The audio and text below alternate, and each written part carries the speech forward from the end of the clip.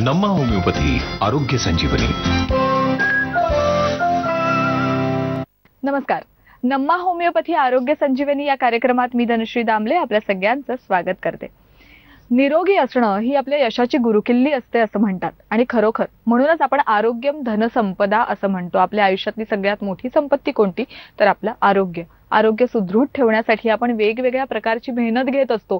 शरीराबरोबरच आपण मानसिक व्यायाम सुद्धा करत असतो, मेडिटेशन करत असतो. पण या सगळ्याला जोड असते ती योग्य उपचारांची सुद्धा. कारण कोणताही आजार, कोणताही रोग हा समूळ नष्ट करण्यासाठी जसे डॉक्टरांचे अतोनात प्रयत्न महत्त्वाचे असतात, तसेच एक रुग्ण म्हणून आपली सुद्धा जबाबदारी असते या सगळ्या आजारातनं बाहेर पडण्याची आणि ती सुद्धा अगदी समूळ आजार हा सगळा नष्ट करून बाहेर पडण्याची. आणि म्हणूनच इथे आपल्या मदतीला धावून येतं ते नम्मा होमिओपॅथी.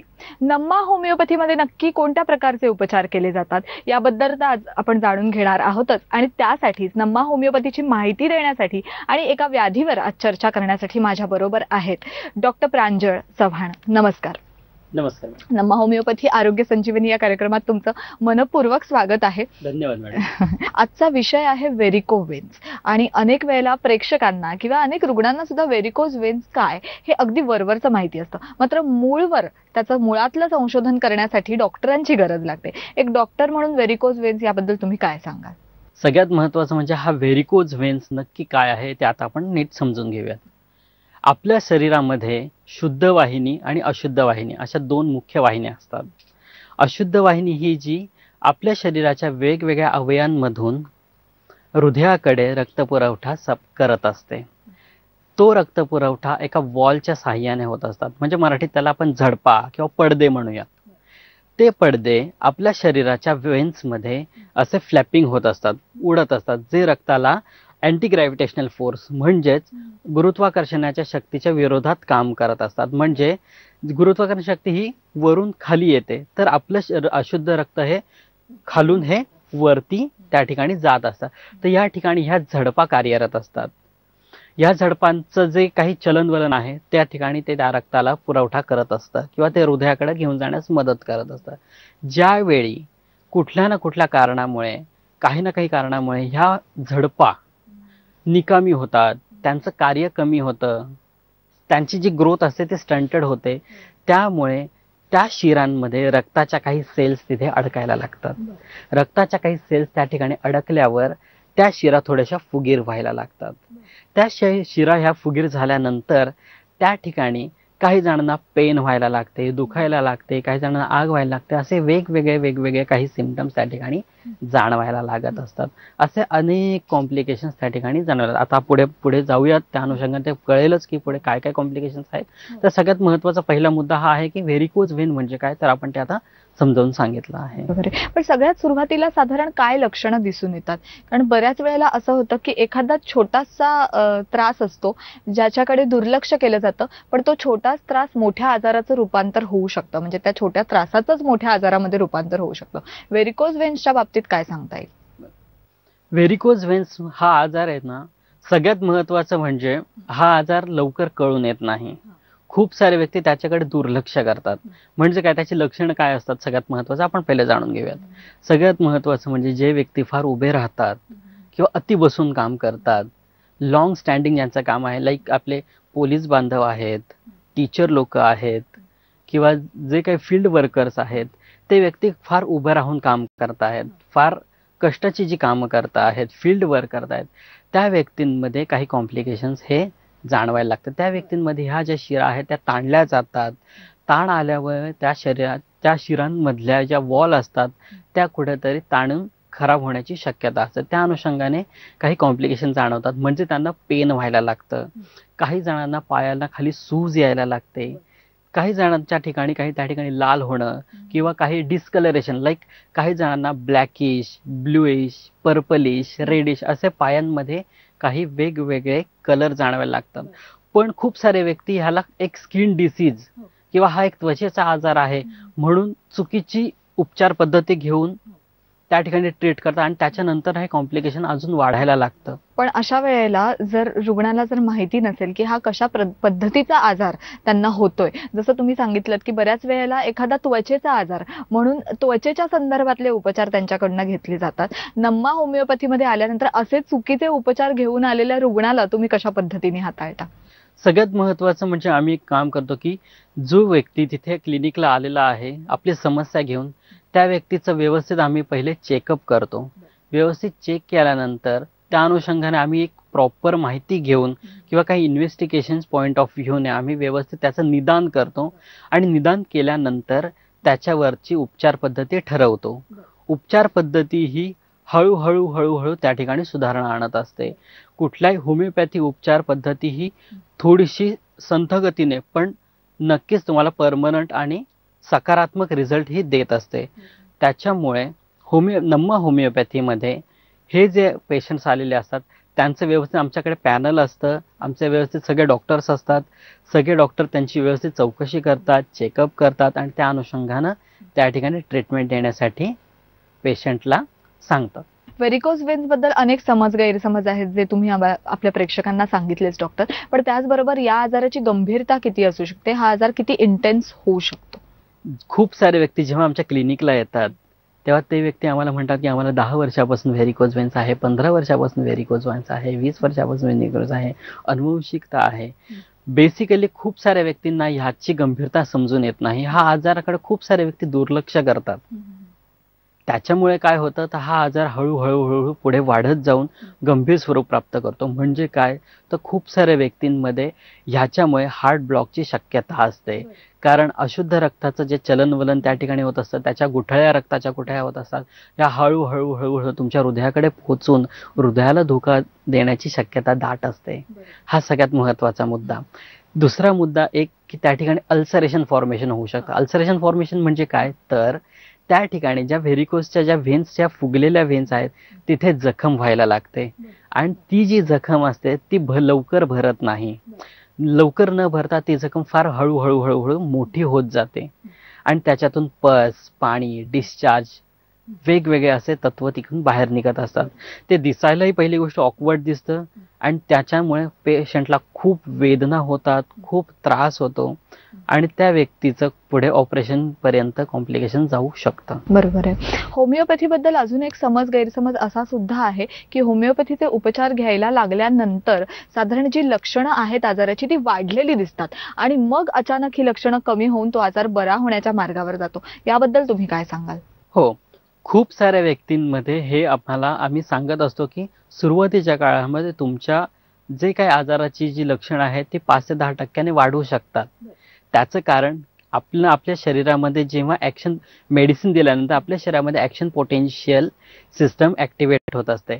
त्याच्यामुळे आपल्या शरीरातला आजार आणि आम्ही जी नम्मा होमिओपॅथी दिलेली औषधं यांचा त्या ठिकाणी एक प्रकारचा, आता मराठीत आपण जर समजून सांगायचं त्यांचं युद्ध होतं. त्याच्यामुळे काय होतं तर आपल्या शरीरातल्या काही ॲक्टिवेटेड सेल्स असतात, ज्या डिॲक्टिवेटेड सेल असतात त्या थोड्याशा वाढण्याची शक्यता असते. त्याच्या अनुषंगाने हे कॉम्प्लिकेशन थोडं वाढू शकतं, पण ते अल्प कालावधीसाठी असतं. ते जो काही त्रास होतो तो काही दिवसानंतर हळूहळू कमी होण्यास नक्कीच मदत होत असते. याचा अर्थ होमिओपॅथी उपचार सुरू केल्यानंतर आणि नम्मा होमिओपॅथीमध्ये तुम्ही आल्यानंतर तुमचे उपचार सुरू झाल्यानंतर जर ही लक्षणं उपचार घेतल्यानंतर सुद्धा 5 ते 10% वाढली तर घाबरायचं काहीच कारण नाहीये. कारण याचा अर्थ आपण असाच घ्यायचा आहे की आता हे उपचार आपल्या शरीरावर लागू पडतायत आणि आपला आजार समूळ नष्ट होण्यासाठी आता मदत व्हायला सुरुवात झालेली आहे. या विषयावर अजून माहिती तुमच्याकडनं घ्यायची आहेच, पण त्यापूर्वी डॉक्टर मला सांगायचंय की आपण बऱ्याचदा म्हणतो की एखादी उपचार पद्धत आपल्या शरीरावर लागू पडताना फक्त आपल्या शरीरामध्ये जी व्याधी आहे, मग समजा एखादा फुफ्फुसाचा आजार असेल किंवा साधा सर्दी खोकला सारखे त्रास असतील, तर फक्त याच व्याधींवर होमिओपॅथी उपचार करत नाही तर समूळ नष्ट करणं म्हणजे काय. मग आपल्या शरीरामध्ये जे काही वेगवेगळे आजार आहेत, मानसिक लेवलवर असू शकतात, मानसिक पातळीवर असू शकतात, शारीरिक पातळीवर असू शकतात, तशा वेगवेगळ्या पातळींवर जाऊन ही होमिओपॅथी उपचार आपल्याला लागू पडत असतात. हे फक्त मीच म्हणत नाही किंवा फक्त डॉक्टरच म्हणत नाहीत, तर अगदी भारताचे माजी राष्ट्रपती डॉक्टर सर्वपल्ली राधाकृष्णन यांनी सुद्धा असंच स्टेटमेंट केलेलं आणि म्हणूनच होमिओपॅथीवर संपूर्ण जगाने विश्वास ठेवावा असे अनेक मान्यवर व्यक्ती आपल्याला नेहमी वेळोवेळी सांगत असतात. पुन्हा एकदा आपण मूळ विषयाकडे वळूया. व्हेरिकोज वेन्स या विषयावर आपण चर्चा करतोय. तर तुमच्याकडे अनेक अनुभव असतील, अनेक रुग्णांना आजपर्यंत तुम्ही ट्रीट केलेलं आहे. जवळजवळ 4 ते 5 वर्षांचा अनुभव तुमच्या गाठीशी आहे. याबद्दल काय सांगाल? काही असा अनुभव आहे जो तुम्ही आपल्या प्रेक्षकांबरोबर शेअर करू शकाल? नक्कीच. मला तर यावेळी एका पेशंटची आठवण आली. ते व्यक्ती पोलीस होते, नुकतेच रिटायर्ड झालेले होते. खूप वर्षांपासून त्यांना व्हेरिकोज व्हेन्सचा त्रास होता, पण त्यांच्या कामाच्या दगदगीमुळे, बाकीच्या गोष्टीमुळे त्यांना त्या त्रासाकडे लक्ष देता आलं नाही किंवा त्यांनी लक्ष दिलं नाही. आणि त्या अनुषंगाने त्यांना खूप सारा त्रास हा त्याच्या काही कालावधीत झालेला होता. पण त्यांनी तात्पुरते काही इलाज घेऊन तो आजार हा पुढे रेटत गेले. जेव्हा ते रिटायर्ड झाले तेव्हा त्याच्यानंतर त्यांचं एकदम शांततेचं लाईफ चालू झालं. त्या दरम्यान त्यांना खूप सारे कॉम्प्लिकेशन त्या ठिकाणी जाणवायला लागले. मग तेव्हा ते आमच्या क्लिनिकमध्ये आले, नम्मा होमिओपॅथीच्या क्लिनिकमध्ये आले. आणि त्या अनुषंगाने आम्ही त्यांची व्यवस्थित चौकशी करून इन्व्हेस्टिगेशन पॉईंटमध्ये जाऊन व्यवस्थित त्यांना उपचार पद्धती केली. आणि जवळपास 7 ते 8 महिन्यांच्या कालावधीमध्ये त्यांना खूप सारा छान हा फरक पडत गेला. म्हणजे काय तर सुरुवातीच्या काळामध्ये जेव्हा ते इथे क्लिनिकमध्ये आलेले होते तेव्हा त्यांच्या पायाच्या शिरा हा खूप फुगीरपणा झालेला होता, खूप सारा पेन होत होतं, खूप इचिंग होत होती, ब्लॅकिश डिस्कलरेशन आलेलं होतं. त्या ठिकाणी पाय पूर्ण काळा पडत गेलेला होता. दोन्ही पाय त्यांचे पूर्ण काळे पडत गेलेले होते. जसं त्यांनी आम्हाला होमिओपॅथिकला अप्रोच केलं, होमिओपॅथिक औषध त्यांनी स्टार्ट केली, हळूहळू त्यांच्यामध्ये खूप छान सुधारणा होत गेली. जवळपास 7 ते 8 महिन्यांच्या कालावधीमध्ये त्यांचा सगळ्यात महत्त्वाचं म्हणजे काळेपणा तिथे त्या ठिकाणी कमी झाला. कारण खूप साऱ्या व्यक्तींमध्ये असं जाणवत असतं की आपलं सौंदर्य, आपली त्वचा, खूप साऱ्या व्यक्तींना सर मला हे दिसतं आहे, मला हे दिसतं आहे, मला ते दिसतं आहे, मला काळेपणा मला शरीराच्या ह्याच्या ठिकाणी झालेला आहे, तो त्यांना काढायचा आहे. तर सगळ्यात महत्त्वाचं म्हणजे त्यांचा तो ब्लॅकिश डिस्कलरेशन त्या ठिकाणी सगळ्यात पहिलं कमी झालं. त्याच्यानंतर त्यांच्या पायाच्या ज्या शिरा होत्या, ज्या अत्यंत मोठ्या फुगलेल्या होत्या, त्या काही प्रमाणामध्ये हळूहळू कमी होत गेल्या आणि व्यवस्थित त्यांची उपचार पद्धती त्या ठिकाणी छान पद्धतीने संपन्न झालेली आहे. बरोबर आहे. याचबरोबर हे उपचार आपल्या शरीरावर योग्य पद्धतीने लागू पडण्यासाठी, जसं तुम्ही सांगितलं की या अनुभवामध्ये समोरची व्यक्ती ही सुद्धा खूप सकारात्मक विचारांनी त्या डॉक्टरांकडे आलेली असते आणि ती जर सकारात्मक असेल तर आपल्या शरीरावर, आपल्या मनावर या सगळ्या उपचारांचा योग्य तो परिणाम लवकरात लवकर दिसायला लागतो. तर अशी ही म्हणजे पेशंट्सनी सुद्धा किती सहकार्य अशा वेळेला डॉक्टर्सना केलं पाहिजे. आणि दुसरी गोष्ट म्हणजे अनेक रुग्णांची अनेक एक्सपेक्टेशन्स असतात की हे लवकरात लवकर व्हावं. जसं तुम्ही सुरुवातीलाच सांगितलं की homeopathy he slow but steady आणि खरोखर खात्रीशीर इलाज देणारी ट्रीटमेंट असल्यामुळे थोडे पेशन्स जर ठेवले तर नक्कीच आपल्याला लाभ होऊ शकतो. याबद्दल काय सांगा? नाही, नक्कीच. मी तर प्रत्येक पेशंटला तेच वाक्य सांगत असतो की सर, जेव्हा पण तुम्ही इथे नम्मामध्ये येत असाल तेव्हा नक्कीच तुम्हाला खात्रीशीर नक्कीच उपचार पद्धती व्यवस्थित मिळेल. तुमचा आजार नक्कीचरित्या कमी करण्यास आम्ही तुम्हाला मार्गदर्शन करू, पण त्यासाठी तुमचाही मला नक्कीच सपोर्ट असला पाहिजे. कारण साथ आणि प्रतिसाद ह्या 2 गोष्टी फार महत्त्वाच्या आहेत. माझा जशी तुम्हाला साथ आहे तसा तुमचाही मला जर साथ असेल तर नक्कीच त्या ठिकाणी उपचार पद्धती खूप छान पद्धतीने पुढे जात असते. कारण कसं आहे, आपण हा आजार किती वाढलेला आहे किंवा किती वर्षांपासून तुम्ही तो त्रास अंगावर सहन केलेला आहे, किती कॉम्प्लिकेशन तुम्ही तुमच्या आतमध्ये ठेवलेले आहेत, ते जोपर्यंत बाहेर निघत नाहीत, जोपर्यंत त्याच्या मुळाशी आपण होमिओपॅथीत जात नाही, तोपर्यंत हा कॉम्प्लिकेशन्सचा मुद्दा जो आहे तो पुढे पुढे वाढत जातो. त्याच्यामुळे माझं प्रत्येक पेशंटला एकच सल्ला असतो की होमिओपॅथीमध्ये ट्रीटमेंट घेताना थोडा संयम ठेवा. खात्रीशीररित्या तुम्हाला नक्कीच त्याच्यामध्ये उपचार पद्धती मिळेल. आमचं नक्कीच डॉक्टरांचं पॅनल असतं, डॉक्टर आम्ही सगळे तुम्हाला छान उपचार पद्धती देत असतो. फक्त त्या ठिकाणी थोडेसे पेशन्स असणं अत्यंत गरजेचं आहे. दुसरी गोष्ट, होमिओपॅथिक औषधं ज्या व्यक्तीचे चालू असतात त्या व्यक्तीने सगळ्यात महत्त्वाचं म्हणजे माझ्या दृष्टीने मी प्रत्येक पेशंटला सांगत असतो की काही जी पथ्यपाणी आहेत, काही तुमच्या वयानुसार पथ्यपाणीही सांभाळणं अत्यंत गरजेचं असतं. तसेच काही व्यक्ती धूम्रपान करीत असतात, काही अल्कोहोल करत असतात किंवा काही ज्या गोष्टी काही अप्रोक्ष तुम्ही व्यसन करत असतात, ती जी व्यसनं आहेत ती शक्यतो तरी होमिओपॅथिक औषधं चालू असताना जर टाळलीत तर होमिओपॅथिक औषधांची जी तुम्हाला गुणवत्ता आहे ती नक्कीच वाढेल आणि नक्कीच त्याच्यामध्ये तुमचं शरीर तुम्हाला साथ देईल.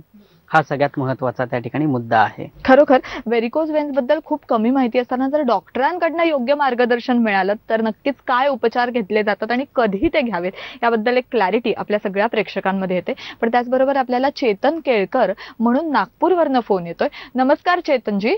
हा बोला. नमस्कार, मी चेतन केळकर नागपूरवरून बोलतोय. माझं वय आता 30 वर्ष आहे. मला व्हेरिकोसिनचा त्रास आहे.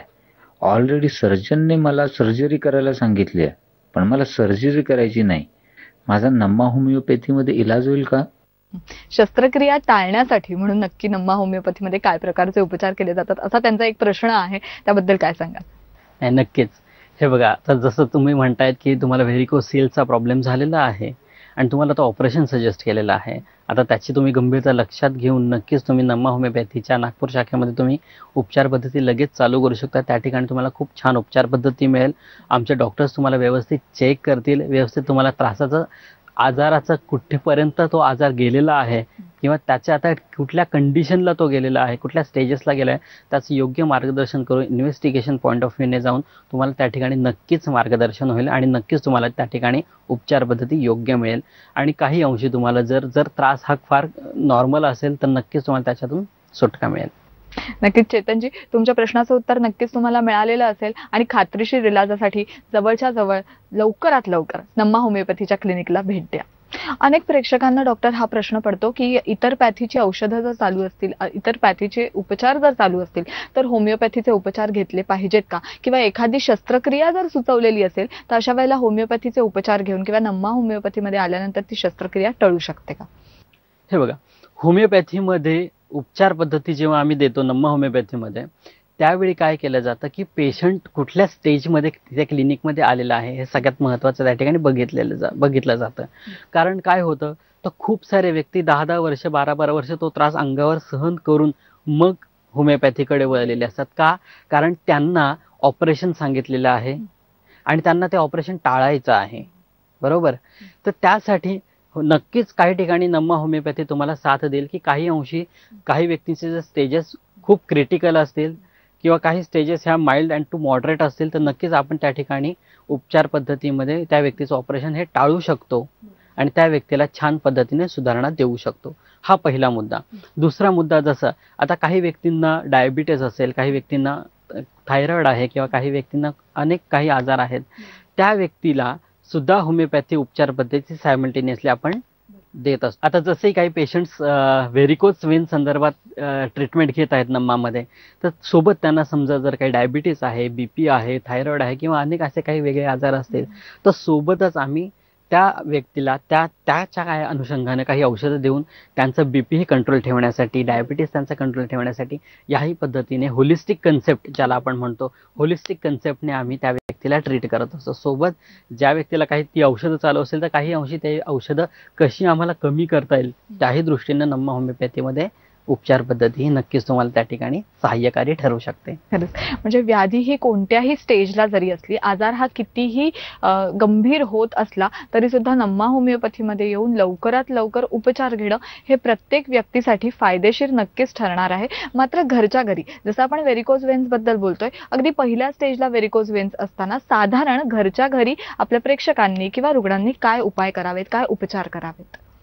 हे बघा, ज्या व्यक्तींना अगदी सुरुवातीच्या काळामध्येच व्हेरिकोज व्हेन्सचा त्रास होत आहे किंवा व्हेरिकोजच्या ज्या स्पायडर व्हेन्स आजूबाजूला दिसत आहेत, त्या व्यक्तीने सगळ्यात महत्त्वाचं काम काय करायचं आहे, तर एक, आपलं वजन कसं कंट्रोलमध्ये राहील, आपलं वजन कसं आपल्याला कमी करता येईल त्या दृष्टीने सगळ्यात महत्त्वाचं फॉलो केलं पाहिजे. मुद्दा क्रमांक 2, काय करायचं आहे, झोपते वेळी पायाखाली एक उशी ठेवणं गरजेचं आहे. कारण त्या ठिकाणी अँटी ग्रॅव्हिटेशनल फोर्सने जे आपलं रक्त आहे ते हृदयाकडं येणं अत्यंत गरजेचं आहे. त्याच्यामुळे तुमच्या ज्या शरीरातल्या ज्या वॉल आहेत किंवा त्या झडपा आहेत त्या काही अंशी का होईना त्या ॲक्टिवेट होऊन ते ब्लड पुढे सर्क्युलेशन करण्यास मार्गदर्शन आहे.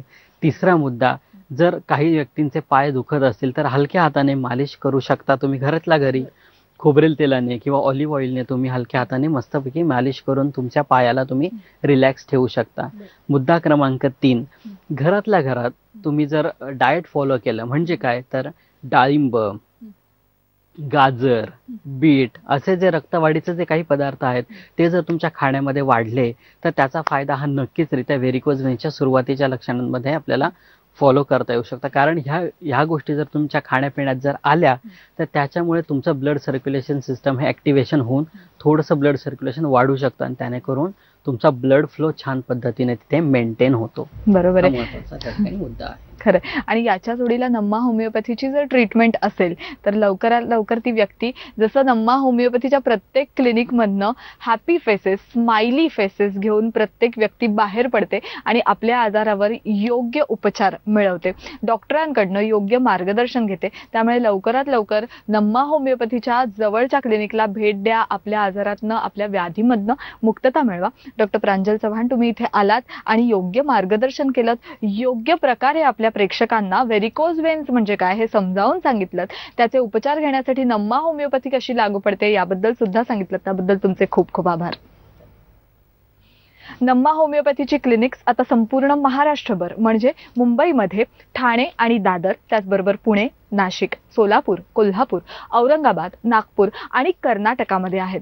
जवळच्या क्लिनिक्सला लवकर भेट द्या. व्याधी कोणतीही असो, आजार कोणताही असो, मग ब्लड प्रेशर असेल, व्हेरिकोज व्हेन्स असतील, कॅन्सर असेल, डायबिटीस असेल, एखादा स्त्री रोग किंवा गायनॅक प्रॉब्लेम्स असतील, अगदी साधा सर्दी खोकला असेल किंवा कोणतीही व्याधी असेल, या सगळ्या त्रासातनं मुक्तता मिळवण्यासाठी एकच नाव म्हणजे नम्मा होमिओपॅथी. आजच्या कार्यक्रमात इथेच थांबतोय. पुन्हा भेटणार आहोत नम्मा होमिओपॅथी आरोग्य संजीवनीच्या पुढच्या भागात. तोपर्यंत धन्यवाद.